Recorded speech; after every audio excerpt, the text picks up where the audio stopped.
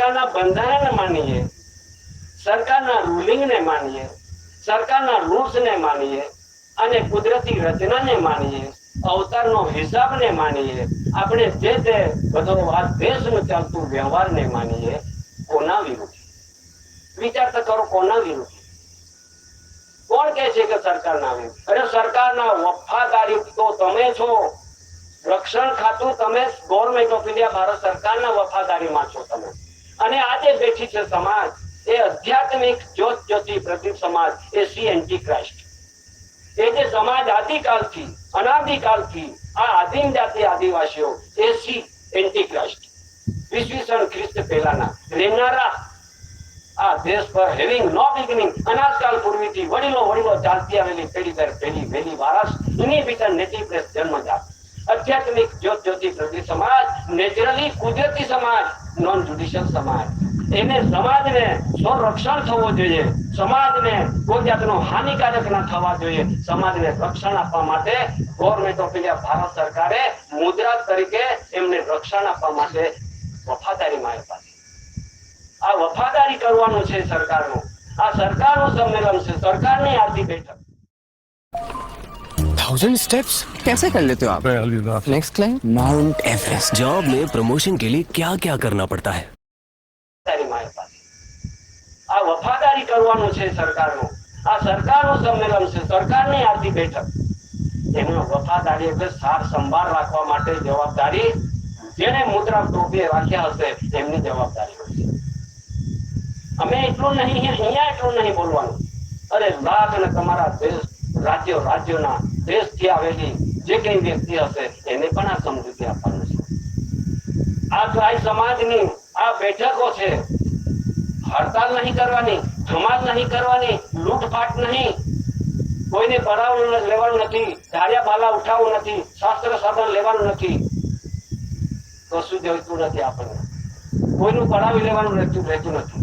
ફક્ત ને ફક્ત આ દેશના બંધારણ થકી બનેલા ડોક્યુમેન્ટ, દેશના બંધારણ થકી બનેલા સ્ટેમ્પ, તમારે રેવન્યુ ટિકિટ,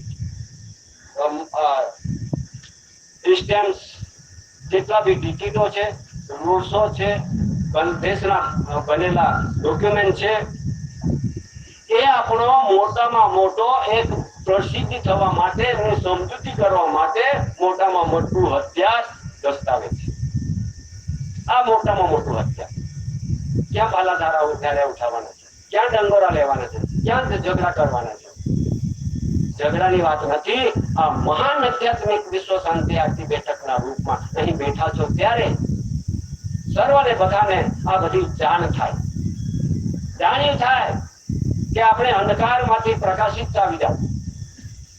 નહીં તો ધરતી પર આ માણસ એટલો બગડી ગયેલો છે, એટલો બગડી ગયેલો છે માણસ વિશ્વની અંદર. આ પાપાચારી, હિંસાખોરી, વ્યાપિચારી, દગાબાજી, દગાખોરી, પ્રપંચી, પરલોભી, સત્તાની ખોટી ખુમારી અને જીવ વધી પડ્યા છે. ધરતી પર બોજ વધી ગયેલો છે. એટલા માટે કુદરત સહન નહીં કરી શકે. કુદરત સહન નહીં કરી શકે. ઓર કોઈ પ્રકારના પંચ મહાભૂતોનો શક્તિના ગતિમાન થઈ ગયેલા છે. હવે ઘણી જગ્યા પર આપણે સાંભળીએ છીએ, અરે એટલું પાણી પડ્યું, એટલું પાણી પડ્યું, એટલું પાણી પડ્યું, વહાવી દીધા. શા માટે? શા માટે વહાવી દીધા? એટલે એટલું વાવાઝોડું આવ્યું, બધાને સાફ કરીને જતું રહ્યું. શા માટે? અરે અમુક જગ્યાએ ધરતીકંપ ફાટી કઈક નુકસાન છે કરી નાખ્યું. શા માટે?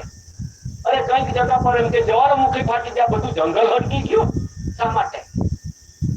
આ માણસ બગડેલો છે. એના માટે આ માણસ બગડી ગયેલો છે. એને સુધારો કરવા માટે કુદરતી પ્રકોપ આવેલો છે. જરા ધ્યાન પર રાખજો.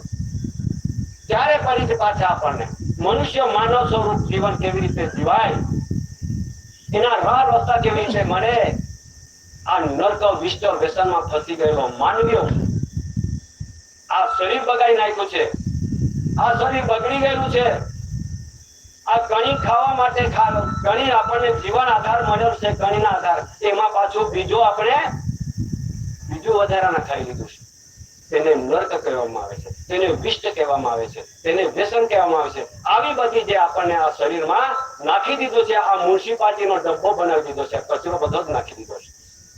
ક્યાં પવિત્રતા છે, ક્યાં શુદ્ધિકરણ છે, ક્યાં સત્યમેવ જયતેનું રૂલિંગ પર જીવીએ છે? નહીં જીવતો આ માણસ.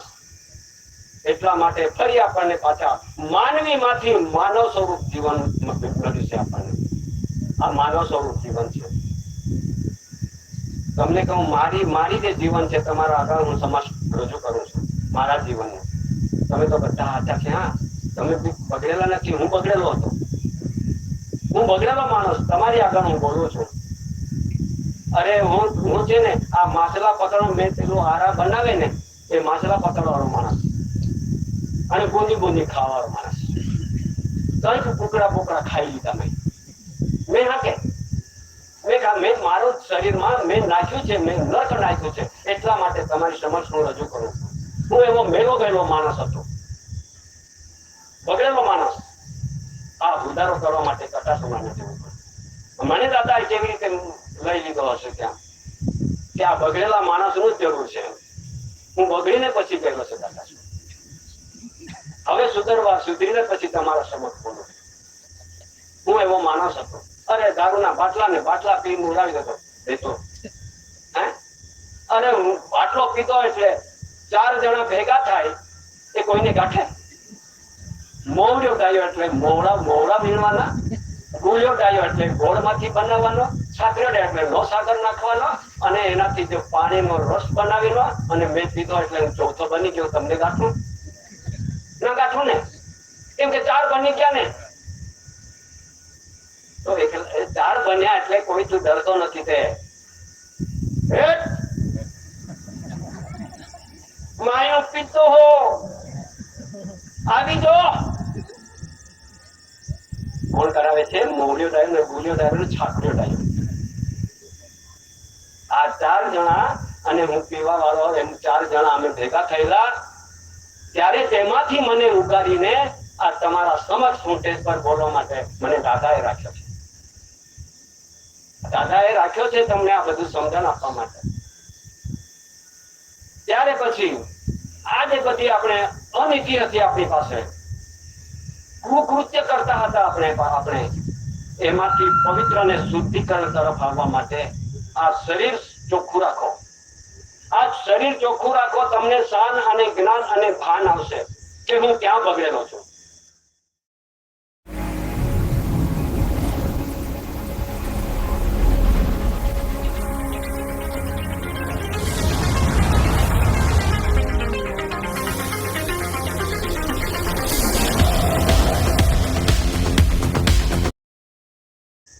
આ શરીર ચોખ્ખું રાખો. તમને શાન અને જ્ઞાન અને ભાન આવશે કે હું ક્યાં બગડેલો છું. ત્યારે પછી કુદરત સર્જનહાર પિતા બાપ એ શુદ્ધિકરણને પ્રકાશિત જીવન બનાવશે. ત્યાં સુધી નહીં.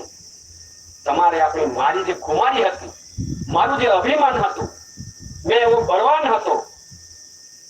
શરીરનું ઠેકાણું નહીં મળે પણ મોડોનો બળવાન, મોડેથી બળવાન એવો હતો.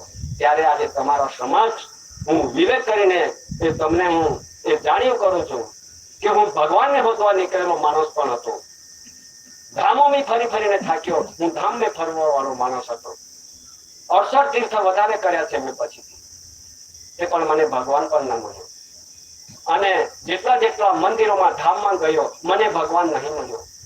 નહીં મળવાથી હું નારાજ થઈને આ ધરતી પર બધે જ થયો છું.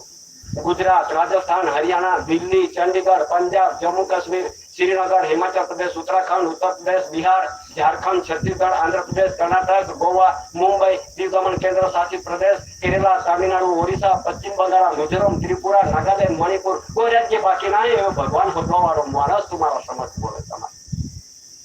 પણ મને ભગવાન નહીં મળ્યો. મારી વાત કરું છું. ત્યારે હું ફરીને આવ્યો ત્યારે મને વિચાર આવ્યો કે હે માલિક, મને આ શરીરનો સર્જનહાર કોણ છે? આ શરીરને સર્જનહાર કોણ છે? કોણે મને આ ધરતી પર લાવ્યા? તો માતા અને પિતા. મારા માતા, મારા પિતા. તમે કેટલી કણી ખાઈને પછી તમે યોગ મિલન કર્યો ને તમારા બુંદથી મારું શરીર સર્જન થયું છે. સર્જનહાર પિતાએ તો સૂર્ય, ચંદ્ર, પવન, પાણી, આકાશ, ધરતી સર્વ સર્જન કરી દીધું છે. એના આધારે આપણે આ માતા પિતાએ શરીર સર્જનહાર કરી દીધા. એમને શું માનવાનું? એ મારી માતા અને મારા પિતા ભગવાનના રૂપમાં હતા, અને હું તો દુનિયામાં 68 તીર્થે ફરવાનું થયો. એવો મૂર્ખ દુનિયામાં મને ભગવાન નહીં મળ્યો ને ફરી ફરીને થાક્યો ત્યારે તમારી સમક્ષ હું બોલું છું. હું મૂર્ખ છું. મારા માતાને ભૂલી ગયો, મારા પિતાને ભૂલી ગયો, કહેવા વાળો માણસ. હવે યાદ આવે છે કે દાદાને ત્યાં આવ્યો ત્યારે સતી ના પૂજ્યું. સતી એટલે માતા ને પતિ એટલે બાપ. તમને કોણે અવતાર દીધા? ત્યારે સતી અને પતિ, માતા અને પિતા. તો વગર માતા પિતા ધરતી પર કોણ આવ્યું? કોણ આવ્યું મગર માતા પિતા? કોઈ ઝાડમાંથી તૂટી પડી, કોઈ ધરતીમાંથી નીકળી પડી, ક્યાં જન્મેલો છે? એના માટે દાદાએ સતીપતિ નું અર્થ અને સતીપતિ નું બંધારણ બતાવ્યું. ત્યારે વિચાર આવ્યો કે આ બગડેલો માણસ અહીંયા નીકળી ગયો. આવી રીતે જે જગતનું જે રીતો છે તે અલગ પદ્ધતિ છે, જ્યુડિશિયલ છે. અને દાદાની જે રીત છે એ નોન જ્યુડિશિયલ એટલે કુદરતી છે. આમાંથી આપણે આ કુદરતી રચના તરફ આવવાનું છે કે દુનિયામાં જે ચાલતું જ્યુડિશિયલી પદ્ધતિ છે તેમાં જવાનું છે. તમારી મરજી. એમાં કઈ ભાગોદોરો નહીં બાંધવા પડતો, નારિયેળ બી નહીં ફોડવા પડતો, દુઃખ દેવા બી નહીં લગાવવા પડતા, ઘંટોળો બી નહીં વગાડવા પડતા. આ એક આપણે શુદ્ધિકરણનું જીવન આપણે જે મળતું છે એના આધારે આપણે રહેવા માટે જેને ભાગ્યમાં હશે તેને મળશે. બધામાં નહીં મળે. આટલા બેઠા છે આપણે ભાઈ બહેનો, વડીલ કઈક અધિકારીઓ બેઠા હશો, તો જેના ભાગમાં હશે તેને મળશે, બધાને નહીં મળે. કેમ કે તેના ભાગમાં જ નથી, તો પછી તમે કેવી રીતે મળશે? ત્યારે પછી એક સૂત્ર તમે સાંભળી લો, એક સૂત્ર એવો સાંભળી લો. घड़ी पड़ी मैदान में सब खेलन को आया, घड़ी पड़ी मैदान में सब खेलन को आया, अरे चतुर ने उठा लिया तो मेरा जैसा मूर्ख को था खाई. अरे આ જે વાતો છે, આ જે વાણી છે, આ જે રહસ્ય છે જીવનનું, જે ચતુર હોય છે તે ઉઠાવશે. મારા જેવો દેશમાં ધરતી પર ફરનારો મૂર્ખ એને ના ભણે કે મારા જેવા. તમે બધા જ સજ્જનો છો, બધા જ સજ્જનો છો, ઉઠાવી લેવા દેખાવ છો. ત્યારે પછી બરાબર બધા કે Hyundai सुपर डिलाइट मार्च डील्स के साथ सब कार प्रवेश मना रहे हैं और यहाँ आप सिर्फ मिठाई खा रहे हैं. ત્યારે પછી બરાબર બધા કે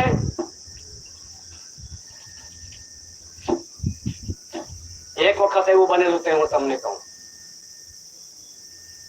હું તે વખતે આવો હતો એટલે મારા પર એક મોટો કેસ બની ગયો. મારાની વાત કરું છું. ત્યારે હું કેસ બન્યો એટલે મોટા કલમો લાગી ગયા. મોટા કલમો લાગી ગયા એટલે ત્યારે પછી મને દાદાનું ઘર દેખાયું. કટાશમાં ઘર બસ દેખાયું એટલે પછી મારી પર તો કેમ કે હું જનોની માણસ ને તો કલમ જ લાગે ને, બીજું લાગે. કલમ તો લાગી ગઈ. અરે ધાડ 395 કલમ 397 કલમ જેવા ધાડ લાગી ગઈ. હવે 395 કલમ ધાડમાં તો કોઈ છૂટી ના શકે. હવે શું કરવું? દાદાને ત્યાં દોડવું પડ્યું કટાશમાં. દોડીને પછી આ બધી અભ્યાસ લીધી એટલે પછી મને પાછા તાલુકા પીએસઆઈ ફોજદાર ને ત્યાં પાછું જવું પડ્યું.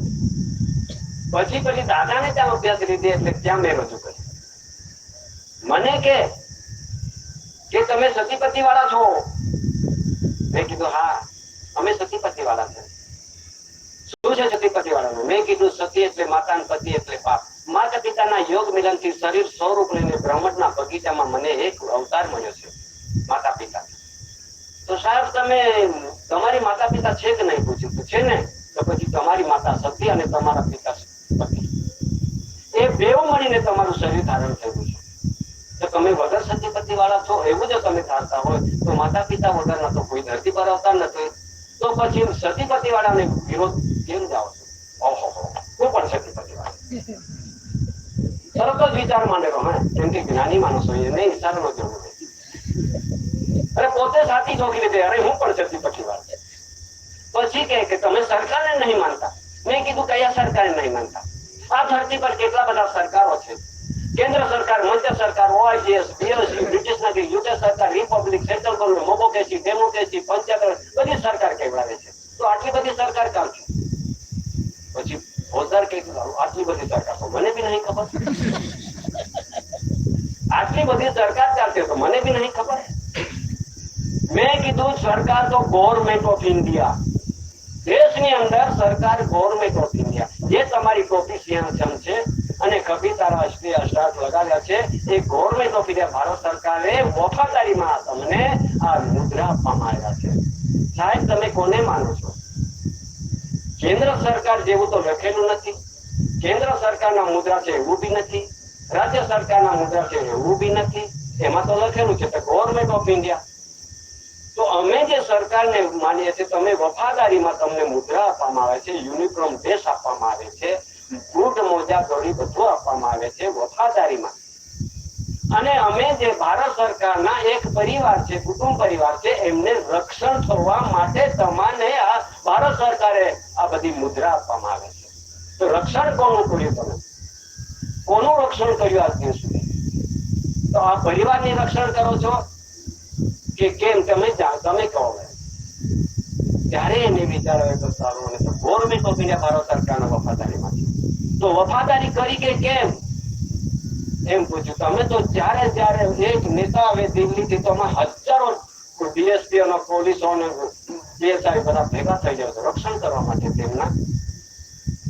અરે એ તો 5-5 વર્ષ પૂરતા હોય. એમને તમે રક્ષણ કરીને તમને શું ફાયદો થશે? આ મુદ્રાનો માલિક તમે બધી કાઢો. પેલા મુદ્રાના માલિક નથી. મુદ્રાનો માલિક ગવર્મેન્ટ ઓફ ઇન્ડિયા ભારત. તે કોણ હશે? એમને હોદો તો પછી તમને ખબર પડી જાય. ત્યારે વિચાર માંડ્યું અમે જ ભૂલા પડી. ત્યારે બીજી વાત કે અમે તમે કાયદાને નથી માનતા. પછી કાયદાનો પ્રશ્ન આવ્યો. આ બધું તમને શા માટે કેવું પડે છે? મેં ભોગવેલું છે અને મેં મારા પર જે લાગેલું છે તેમના માટે તમને કહું. હું વિરોધ નહીં જતો, પણ તે વખતની વાત છે. ત્યારે પછી તમે કાયદાના વિરોધ જાઓ છો. મેં કીધું કાયદાનો વિરોધ નહીં જતો, પણ કાયદાનું બંધારણ તમે પણ જાણી શકો. હું તમને મેં મારા જેટલી અભ્યાસ છે તેટલું હું સમજણ આપું છું. તે પણ ઓફિસમાં, ફોજદારની ઓફિસની વાત છે. ત્યારે મેં કીધું કે કાયદા આ દેશની અંદર ત્યારે કાયદા જ ન હતા. કાયદા હતા નહીં. તે કાયદા ક્યાંથી આવ્યા? કોને બનાવ્યા અને કોના માટે? હવે તમારી પાસે ટેબલ પર એક કાયદાનો ચોપડું છે.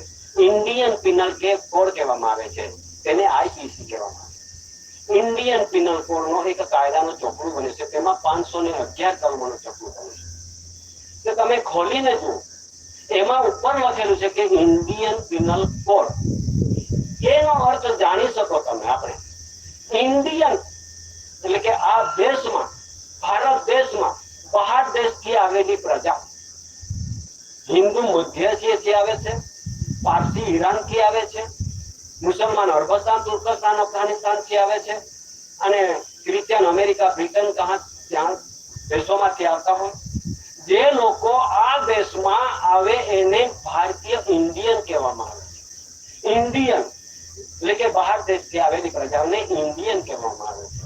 અને તે ભારતીય વિદેશી લોકો અમારા આદિવાસીઓ સાથે, અમારા મૂળ માલિકોના પરિવાર સાથે કોઈ દખલગીરી ના કરે, કોઈ ખૂન ખરાબી ના કરે, કોઈ આંચકી ના લે, પડાવી ના લે, કોઈ જાતનો ખૂન ખરાબી ના કરે. એટલા માટે ઇન્ડિયન પિનલ કોડ પેલા લોકોને લાગુ પડતો કાયદો બને છે. અંગ્રેજો 1860 નો, આજનો નથી. તો ખોલીને જોયું તો પછી 1860 નો બરાબર છે.